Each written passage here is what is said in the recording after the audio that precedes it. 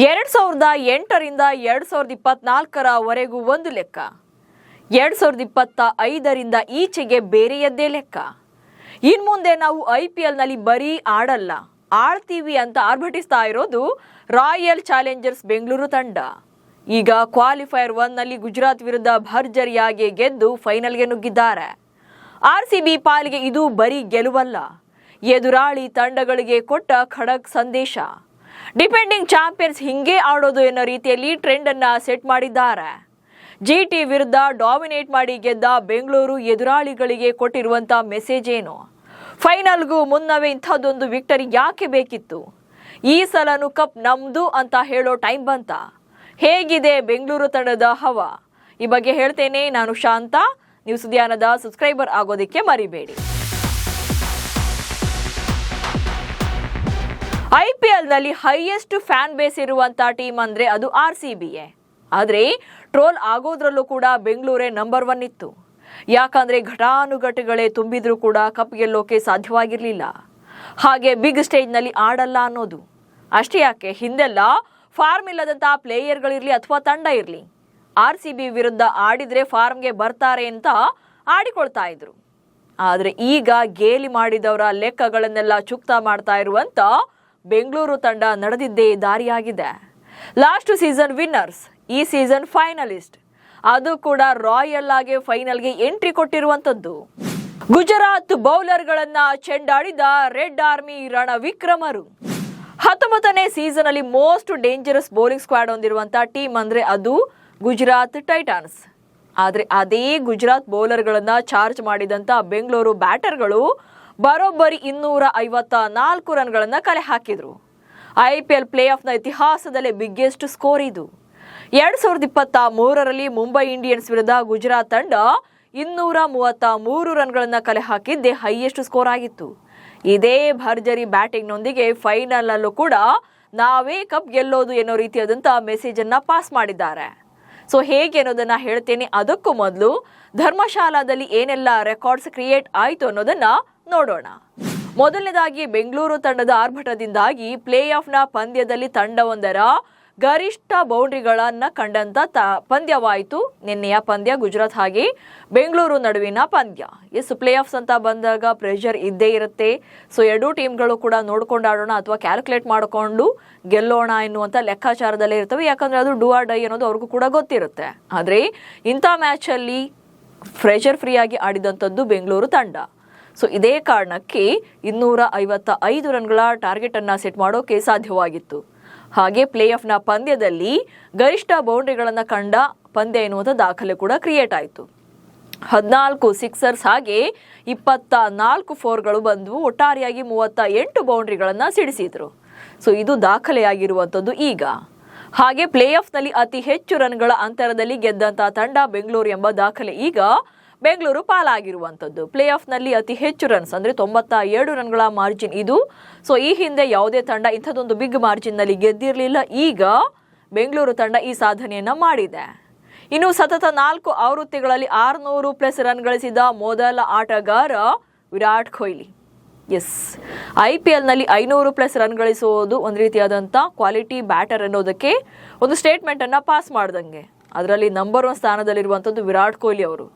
So ಇದೇ ಕಾರಣಕ್ಕೆ ಅವರು 9,000 ರನ್ಗಳನ್ನು ಕಲೆ ಹಾಕೋಕೆ ಸಾಧ್ಯವಾಗಿರೋದು. IPLನಲ್ಲಿ ಬೇರೆ ಯಾವುದೇ ಆಟಗಾರ 9,000+ ರನ್ಗಳನ್ನು ಕಲೆ ಹಾಕಿಲ್ಲ. ವಿರಾಟ್ ಕೊಹ್ಲಿ ಮಾತ್ರನೇ ಈ ಸಾಧನೆ ಮಾಡಿರುವಂಥದ್ದು.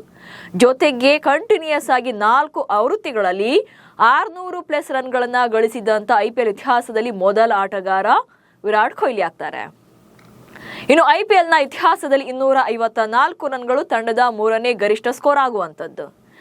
ಇದು RCB IPLನಲ್ಲಿ ಸೆಟ್ ಮಾಡಿದಂಥ ಹೈಯೆಸ್ಟ್ ಸ್ಕೋರ್ಗಳ ಲಿಸ್ಟ್ನಲ್ಲಿ 3ನೇ ಹೈ ಸ್ಕೋರ್ ಆಗಿರುತ್ತೆ. ಇದು 254 ರನ್ ಎನ್ನುವಂಥದ್ದು IPL ಇತಿಹಾಸದಲ್ಲಿ RCB ಸೆಟ್ ಮಾಡಿದಂಥ 3ನೇ ಹೈ ಸ್ಕೋರ್.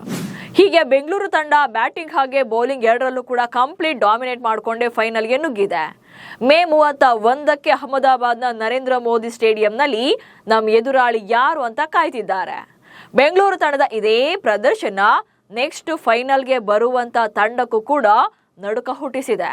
ಅದು ಹೇಗೆ ಅನ್ನೋದನ್ನ ಹೇಳ್ತಾ ಹೋಗ್ತೇನೆ ನೋಡಿ. ಅಂದ್ರೆ ಪಾಸಿಟಿವ್ ವೈಬ್ಸ್ ಏನೆಲ್ಲ ಅನ್ನೋದನ್ನ 2026ರ ಸೀಸನ್ ಅಲ್ಲಿ 3ನೇ ಬಾರಿ 240+ ರನ್ಗಳನ್ನ ಕಲೆ ಹಾಕಿರುವಂತ ತಂಡ ಬೆಂಗಳೂರು ತಂಡ. ಎಸ್, ಈಗ IPL ನಲ್ಲಿ 200+ ಸ್ಕೋರ್ಗಳು ಲೆಕ್ಕಕ್ಕೆ ಇಲ್ಲದಂತಾಗಿದೆ. ಒಂದು ರೀತಿ ಕಾಮನ್ ಅನ್ನೋ ತರದಲ್ಲಿ ಸೆಟ್ ಮಾಡ್ತಾ ಇರುವಂತದ್ದು ಎಲ್ಲಾ ತಂಡಗಳು. ಸೊ ಈ ಸೀಸನ್ ಅಲ್ಲಿ ಬೆಂಗಳೂರು ತಂಡ ಈ ಲಿಸ್ಟ್ ನಲ್ಲೂ ಕೂಡ ಟಾಪ್ 1 ಪೊಸಿಷನ್ ಅಲ್ಲಿ ಇರುವಂತದ್ದು. ಅದರಲ್ಲೂ ಕೂಡ 3 ಸಲ 240 ಅಥವಾ ಅದಕ್ಕಿಂತ ಜಾಸ್ತಿ ರನ್ ಅನ್ನ ಸ್ಕೋರ್ ಮಾಡಿರುವಂತದ್ದು. ಚೆನ್ನೈ ವಿರುದ್ಧ 250 ರನ್ಸ್ ಬರುತ್ತೆ, ಹಾಗೆ ಮುಂಬೈ ವಿರುದ್ಧ 240 ಬರುತ್ತೆ. ಈಗ ಗುಜರಾತ್ ವಿರುದ್ಧ 254 ರನ್ಗಳನ್ನ ಕಲೆ ಹಾಕಿರುವಂತದ್ದು. ಈ ಸೀಸನ್ ಅಲ್ಲಿ ಬೆಂಗಳೂರು ತಂಡ 3 ಸಲ 240+ ರನ್ ಅನ್ನ ಕಲೆ ಹಾಕಿರುವಂತದ್ದು. ಸೊ ಇದು ಬ್ಯಾಟಿಂಗ್ ಎಷ್ಟು ಡೆಪ್ತ್ ಇದೆ, ಜೊತೆಗೆ ಎಷ್ಟು ಅಗ್ರೆಸಿವ್ ಆಗಿದೆ ಅನ್ನೋದು ಎದುರಾಳಿ ತಂಡಗಳಿಗೆ ಇಲ್ಲೇ ಗೊತ್ತಾಗ್ತಾ ಇದೆ ಬೆಂಗಳೂರು ಬ್ಯಾಟಿಂಗ್ ನ ಸ್ಟ್ರೆಂತ್ ಏನು ಅಂತಂದು. ಜೊತೆಗೆ ಟಾಪ್ 5 ಬ್ಯಾಟರ್ಸ್ 150+ ಸ್ಟ್ರೈಕ್ ರೇಟ್ ನಲ್ಲಿ ಬ್ಯಾಟಿಂಗ್ ಅನ್ನ ಮಾಡಿದ್ದು. ಎಸ್, ಪ್ಲೇ ಆಫ್ಸ್ ನ ಮೊದಲ ಪಂದ್ಯದಲ್ಲಿ ಅಂದ್ರೆ ಕ್ವಾಲಿಫೈಯರ್ 1 ಪಂದ್ಯದಲ್ಲಿ ಬೆಂಗಳೂರು ತಂಡದ ಪರ ಬ್ಯಾಟಿಂಗ್ ಮಾಡಿದಂತ ಟಾಪ್ 5 ಬ್ಯಾಟರ್ಗಳು ಎಲ್ಲರೂ ಕೂಡ 150+ ಸ್ಟ್ರೈಕ್ ರೇಟ್ ನಲ್ಲಿ ಬ್ಯಾಟಿಂಗ್ ಅನ್ನ ಮಾಡಿದ್ರು. ಜೊತೆಗೆ ಒಂದು ಮಿನಿಮಮ್ ಸ್ಕೋರ್ ಅಂತೂ ಎಲ್ಲರೂ ಕೂಡ ಕಲೆ ಹಾಕಿರುವಂತದ್ದು. ವೆಂಕಟೇಶ್ ಅಯ್ಯರ್ ಇರ್ಬೋದು, ಅಥವಾ ವಿರಾಟ್ ಕೊಹ್ಲಿ ಇರ್ಬೋದು, ಹಾಗೆ ದೇವದತ್ ಪಡಿಕ್ಕಲ್, ಜೊತೆಗೆ ರಜತ್ ಪಾಟಿದಾರ್, ಹಾಗೆ ನಂಬರ್ 5 ನಲ್ಲಿ ಬ್ಯಾಟಿಂಗ್ ಮಾಡಿದಂತ ಕೃಣಾಲ್ ಪಾಂಡ್ಯ. ಸೊ 5 ಬ್ಯಾಟರ್ಗಳ ಕಡೆಯಿಂದಲೂ ಕೂಡ ರನ್ಸ್ ಬಂದಿದ್ದ ಕಾರಣದಿಂದಲೇ ಬೆಂಗಳೂರು ತಂಡ ಒಂದು ಬಿಗ್ ಸ್ಕೋರ್ ಅನ್ನ ಸೆಟ್ ಮಾಡೋಕೆ ಸಾಧ್ಯವಾಗಿದ್ದು. ಸೊ ಅಲ್ಲಿಗೆ ಬೆಂಗಳೂರು ತಂಡದ ಬ್ಯಾಟಿಂಗ್ ಲೈನ್ ಅಪ್ ಬೆಂಕಿ ಬೌಲಿಂಗ್ ಅನ್ನೋ ತರದಲ್ಲಿ ಸೆಟ್ ಆಗ್ತಾ ಇದೆ. ಇನ್ನು ಕೊಹ್ಲಿ ಮತ್ತು ಪಡಿಕ್ಕಲ್ 7ನೇ ಬಾರಿ 50+ ರನ್ಗಳ ಜೊತೆ ಆಟವನ್ನಾಡಿದ್ರು ಈ ಸೀಸನ್ ನಲ್ಲಿ. ಸೊ ಏನು ಈಗ 14 ಪಂದ್ಯಗಳು ಮುಗಿದು ಈಗ 15 ಪಂದ್ಯ ಆಗಿದೆ ಬೆಂಗಳೂರು ತಂಡಕ್ಕೆ. ಸೊ ಈ 15 ಪಂದ್ಯಗಳ ಪೈಕಿ 7 ಸಲ 50+ ರನ್ಗಳ ಜೊತೆ ಆಟವನ್ನಾಡಿದ್ದಾರೆ ವಿರಾಟ್ ಕೊಹ್ಲಿ ಹಾಗೆ ದೇವದತ್ ಪಡಿಕ್ಕಲ್. ಸೊ ಇದು ಕೂಡ ಬೆಂಗಳೂರು ತಂಡದ ಬಿಗ್ ಪಾರ್ಟ್ನರ್ಶಿಪ್ ಅಂತ ಬಂದಾಗ ಸೊ ನೆಕ್ಸ್ಟ್ ರನ್ಗಳನ್ನ ಹೆಚ್ಚಿನ ಸ್ಕೋರ್ ಅನ್ನ ಕಲೆ ಹಾಕೋಕೆ ಇವರಿಬ್ಬರ ಪಾರ್ಟ್ನರ್ಶಿಪ್ ನಿಜಕ್ಕೂ ಕೂಡ ಕ್ರೂಷಿಯಲ್ ಆಗ್ತಾ ಇರುವಂತದ್ದು ಇಲ್ಲೇ ಗೊತ್ತಾಗ್ತಾ ಇದೆ. ಇನ್ನು ಟಾಪ್ ಆರ್ಡರ್ ಅಷ್ಟೇ ಅಲ್ಲ, ಮಿಡಲ್ ಆರ್ಡರ್ ಕೂಡ ರನ್ಸ್ ಬರ್ತಾ ಇರುವಂತದ್ದು ಬೆಂಗಳೂರು ತಂಡದ one of the main plus point ಆಗುತ್ತೆ. ಸೊ ಇದು ಟಾಪ್ ಆರ್ಡರ್ ಮಾತ್ರ ನಂಬಿಕೊಂಡಿಲ್ಲ, ಸೊ ಮಿಡಲ್ ಆರ್ಡರ್ ನಲ್ಲೂ ಕೂಡ ರನ್ಸ್ ಬರುವಂತ ಪ್ಲೇಯರ್ಗಳು ಇದ್ದಾರೆ ಅನ್ನೋದನ್ನ ಸ್ಟೇಟ್ಮೆಂಟ್ ಅನ್ನ ಪಾಸ್ ಮಾಡ್ತಿದ್ದಾರೆ. ರಜತ್ ಪಾಟಿದಾರ್ ಇರ್ಬೋದು, ಅಥವಾ ಕೃಣಾಲ್ ಪಾಂಡ್ಯ ಇರ್ಬೋದು, ಹಾಗೆ ಟಿಮ್ ಡೇವಿಡ್ ಇರ್ಬೋದು. ಸೊ ಈಗ ಗುಜರಾತ್ ವಿರುದ್ಧದ ಮ್ಯಾಚ್ ಮೂಲಕ ಜಿತೇಶ್ ಶರ್ಮಾ ಕೂಡ ಈ ಪಾರ್ಟಿಗೆ ಬಂದಿದ್ದಾರೆ. ಸೊ ಅವರು ಕೂಡ ಅಗ್ರೆಸಿವ್ ಆಗಿ ಬ್ಯಾಟಿಂಗ್ ಅನ್ನ ಮಾಡೋದ್ರಿಂದ ಸೊ ಮಿಡಲ್ ಆರ್ಡರ್ ನಲ್ಲೂ ಕೂಡ ಫಿನಿಶಿಂಗ್ ರೋಲ್ ಅಂತ ಬಂದಾಗ ಸೊ ಕ್ರೂಷಿಯಲ್ ಟೈಮಲ್ಲಿ ರನ್ಗಳನ್ನ ಬಿಗ್ ಹಿಟ್ಗಳನ್ನ ಬಾರಿಸುವಂತ ಪ್ಲೇಯರ್ಗಳೇ ಇದ್ದಾರೆ.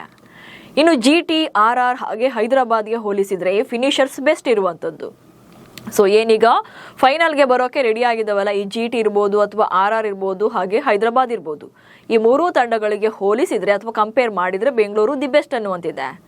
ಎಸ್, GT ಟಾಪ್ ಆರ್ಡರ್ 3 ಬ್ಯಾಟರ್ಗಳ ಮೇಲೆಯೇ ಕಂಪ್ಲೀಟ್ ಆಗಿ ಡಿಪೆಂಡ್ ಆಗಿರುವಂತದ್ದು. ಗಿಲ್ ಹಾಗೆ ಸಾಯಿ ಸುದರ್ಶನ್ ಹಾಗೆ ಬಟ್ಲರ್ ಮೇಲೆ. ಅಥವಾ RR ಅಂತ ಬಂದ್ರೆ ಅವರು ಆಲ್ಮೋಸ್ಟ್ ಮ್ಯಾಚಸ್ ಅನ್ನ ಗೆದ್ದಿರೋದೇ ವೈಭವ್ ಸೂರ್ಯವಂಶಿ ಅವರ ಸಿಡಿಲ್ ಅಬ್ಬರ ಅಥವಾ ಯಶಸ್ವಿ ಜೈಸ್ವಾಲ್ ಅವರ ಆರ್ಭಟದಿಂದಾಗಿ, ಅಥವಾ ಒಂದೆರಡು ಮ್ಯಾಚ್ಗಳಲ್ಲಿ ರಿಯಾನ್ ಪರಾಗ್ ಆಡಿರಬಹುದು. ಬಟ್ ಅದನ್ನ ಬಿಟ್ರೆ ಅಲ್ಲಿ ಕಂಟಿನ್ಯೂಸ್ ಆಗಿ ಅಥವಾ ಕನ್ಸಿಸ್ಟೆನ್ಸಿಯನ್ನು ತೋರಿಸುವಂತ ಟಾಪ್ ಆರ್ಡರ್ ಬ್ಯಾಟಿಂಗ್ ಇಲ್ಲ, ಅಥವಾ ಮಿಡಲ್ ಆರ್ಡರ್ ನಲ್ಲಿ ಫಿನಿಶಿಂಗ್ ಅಥವಾ ಬಿಗ್ ಹಿಟರ್ ಅಂತ ಇಲ್ಲ. ರವೀಂದ್ರ ಜಡೇಜಾ ಅನುಭವ ಇದ್ರೂ ಕೂಡ ಕಂಪ್ಲೀಟ್ ಆಗಿ ಅವ್ರ ಮೇಲೆ ಡಿಪೆಂಡ್ ಆಗೋಕೆ ತಂಡ ಸಾಧ್ಯನೇ ಇಲ್ಲ. ಇನ್ನು ಹೈದರಾಬಾದ್ಗೂ ಕೂಡ ಟಾಪ್ 4 ಬ್ಯಾಟರ್ಗಳೇ ಅಲ್ಲಿ ಜೊತೆಗೆ ಜೀವಾಳ ಆಗಿರುವಂತದ್ದು. ಅವರೇ ಔಟ್ ಆದ್ರೆ ಸೊ ಹೈದರಾಬಾದ್ ಕೂಡ ಸಂಕಷ್ಟಕ್ಕೆ ಸಿಲುಕುವಂತದ್ದು. ಸೊ ಈ ವಿಚಾರದಲ್ಲಿ ಬೆಂಗಳೂರು ಬೆಟರ್ ಅನ್ಸುತ್ತೆ. ಇನ್ನು ಬೌಲಿಂಗ್ ನಲ್ಲೂ ಕೂಡ ಗುಜರಾತ್ ವಿರುದ್ಧ ಒಳ್ಳೆ ಡೆಡ್ಲಿ ಕಾಂಬಿನೇಷನ್ ಇಳಿಸಿದ್ದು ಕೂಡ ಪ್ಲಸ್ ಆಗಿರುವಂತದ್ದು. ಜೇಕಬ್ ಡಫ್ ಇರ್ಬೋದು, ಹಾಗೆ ಭುವನೇಶ್ವರ್ ಕುಮಾರ್ ಇರ್ಬೋದು, ಜೊತೆಗೆ ಜೋಶ್ ಹೇಜಲ್ವುಡ್, ಈ ಮೂವರು ಕೂಡ ಎದುರಾಳಿ ಬ್ಯಾಟರ್ಗಳು ಎಷ್ಟೇ ಜಟ್ಟಿ ಆಗಿದ್ರು ಕೂಡ ಅವರನ್ನ ಚೆಂಡಾಡುವಂತ ಕೇಪಬಲ್ ಇರುವಂತವ್ರು. ಅದರಲ್ಲೂ ಕೂಡ ಭುವನೇಶ್ವರ್ ಕುಮಾರ್ ಸ್ವಿಂಗ್ ಕಿಂಗ್ ಯಾಕೆ ಅನ್ನೋದನ್ನ ಪದೇ ಪದೇ ಪ್ರೂವ್ ಮಾಡ್ತಿದ್ದಾರೆ. ಈ ಸೀಸನ್ ಅಂತೂ ಅವರಿಗೆ ಬೆಸ್ಟ್ ಸೀಸನ್ ಆಗಿದೆ, ಯಾಕಂದ್ರೆ ಆಲ್ರೆಡಿ ಪರ್ಪಲ್ ಕ್ಯಾಪ್ ಅವರ ತಲೆ ಮೇಲೆ ಇದೆ. ಸೂಪರ್ ಸ್ಟ್ರಾಂಗ್ ಆಗಿ ಅವರು ಬೌಲಿಂಗ್ ಅನ್ನ ಮಾಡ್ತಾ ಇರುವಂತದ್ದು. ಈ ಸೀಸನ್ ಅಲ್ಲಿ 26 ವಿಕೆಟ್ ಗಳನ್ನ ಪಡೆದು ಪರ್ಪಲ್ ಕ್ಯಾಪ್ ನಾಯಕನಾಗಿರುವಂತ ಭುವನೇಶ್ವರ್ ಕುಮಾರ್. ಇನ್ನು ಬ್ಯಾಟಿಂಗ್ ಹಾಗೆ ಬೌಲಿಂಗ್ ಎರಡರಲ್ಲೂ ಕೂಡ ಕೃಣಾಲ್ ಪಾಂಡ್ಯ ಬಿಗ್ ಇಂಪ್ಯಾಕ್ಟ್ ಅನ್ನ ಮಾಡ್ತಾ ಇದ್ದಾರೆ. ಎಸ್, ಕೃಣಾಲ್ ಪಾಂಡ್ಯ ಸೊ ನೀವು ಬ್ಯಾಟಿಂಗ್ ಕೊಟ್ರೆ ಬ್ಯಾಟಿಂಗು ಸೈ, ಬೌಲಿಂಗ್ ಕೊಟ್ರೆ ಬೌಲಿಂಗು ಸೈ. ನೆನ್ನೆ ಮ್ಯಾಚ್ ಅಲ್ಲೂ ಕೂಡ ಗುಜರಾತ್ ವಿರುದ್ಧದ ಮ್ಯಾಚ್ ಅಲ್ಲಿ ಬೆಸ್ಟ್ ಎಕಾನಮಿಕಲ್ ಆಗಿ ಬೌಲಿಂಗ್ ಮಾಡಿದ್ದು ಕೃಣಾಲ್ ಪಾಂಡ್ಯ ಅವರೇ. ಜೊತೆಗೆ ಬ್ಯಾಟಿಂಗ್ ನಲ್ಲೂ ಕೂಡ ರಜತ್ ಪಾಟಿದಾರ್ ಅವರ ಜೊತೆ ಸೇರ್ಕೊಂಡು ಒಂದೊಳ್ಳೆ ಜೊತೆ ಆಟವನ್ನ ಆಡಿದ್ರಿಂದಲೇ ಬೆಂಗಳೂರು ತಂಡ ಅಷ್ಟು ಬೃಹತ್ ಮೊತ್ತವಾದ ಟಾರ್ಗೆಟ್ ಅನ್ನ ಸೆಟ್ ಮಾಡೋಕೆ ಸಾಧ್ಯವಾಗಿದ್ದು. ಸೊ ಕೃಣಾಲ್ ಅವರ ಆಲ್ರೌಂಡ್ ಪ್ರದರ್ಶನವನ್ನ ನಿಜಕ್ಕೂ ಕೂಡ ಅಪ್ರಿಶಿಯೇಟ್ ಮಾಡಲೇಬೇಕು. ಬೆಸ್ಟ್ ಕೃಣಾಲ್ ಪಾಂಡ್ಯ ಅವರ ಕಮಾಲ್, ಇದನ್ನ ಬೆಂಗಳೂರು ತಂಡದ ಅಭಿಮಾನಿಗಳು ನಿಜಕ್ಕೂ ಕೂಡ ಎಂಜಾಯ್ ಮಾಡ್ತಾ ಇರುವಂತದ್ದು. ಹೀಗೆ ಪ್ಲೇಯಿಂಗ್ 11ನಲ್ಲಿ ಆಡುವಂತ ಪ್ರತಿಯೊಬ್ಬರು ಕೂಡ ಗೇಮ್ ಚೇಂಜರ್ಸ್ ಆಗ್ತಿದ್ದಾರೆ. ಮ್ಯಾಚ್ ವಿನ್ನಿಂಗ್ ಪರ್ಫಾರ್ಮೆನ್ಸ್ ಅನ್ನ ಕೊಡ್ತಾ ಇದ್ದಾರೆ. ಸ್ಕೋರ್ ಬೋರ್ಡ್ ಪ್ರೆಷರ್ ಎನ್ನುವಂತ ಮೈಂಡ್ ಸೆಟ್ ನಿಂದ ಹೊರಬಿದ್ದು ನಾವು ಆಡಿದ್ದೇ ಆಟ ಅನ್ನೋ ತರದಲ್ಲಿ ಡಾಮಿನೇಷನ್ ಮಾಡ್ತಿದ್ದಾರೆ. ಒಟ್ನಲ್ಲಿ 18 ವರ್ಷಗಳಲ್ಲಿ ಕಪ್ ಗೆದ್ದ ಬಳಿಕ ಬೆಂಗಳೂರು ತಂಡ ಈಗ ಮತ್ತೊಮ್ಮೆ ಐತಿಹಾಸಿಕ ಕ್ಷಣಕ್ಕೆ ಹತ್ತಿರದಲ್ಲೇ ಇದೆ. ಚಾಂಪಿಯನ್ ಪಟ್ಟವನ್ನ ಮತ್ತೆ ತಮ್ಮಲ್ಲೇ ಇಟ್ಕೊಳ್ಳೋಕೆ ಇನ್ನೊಂದೇ ಹೆಜ್ಜೆಯಷ್ಟೇ ಬಾಕಿ ಇದೆ. ಬೆಂಗಳೂರು ತಂಡ ಈಗ ಫ್ಲವರ್ ಅಲ್ಲ ಫೈರ್ ಅನ್ನೋದು ಎದುರಾಳಿ ತಂಡಗಳಿಗೂ ಕೂಡ ಮನದಟ್ಟಾಗಿದೆ. ಸೊ ನಿಮ್ಮ ಪ್ರಕಾರ ಬೆಂಗಳೂರು ತಂಡದ ವಿರುದ್ಧ ಯಾವ ತಂಡ ಫೈನಲ್ಗೆ ಪ್ರವೇಶವನ್ನ ಪಡೆಯಬಹುದು, ಹಾಗೆ ಫೈನಲ್ನಲ್ಲಿ ಯಾರು ಕಪ್ ಗೆಲ್ತಾರೆ ಅನ್ನೋದನ್ನ ಕಮೆಂಟ್ಸ್ ಮೂಲಕ ತಿಳಿಸಿ. ಹಾಗೆ ಸುದ್ದಿಯನ್ನು ಫಾಲೋ ಮಾಡಿ. ನಮಸ್ಕಾರ.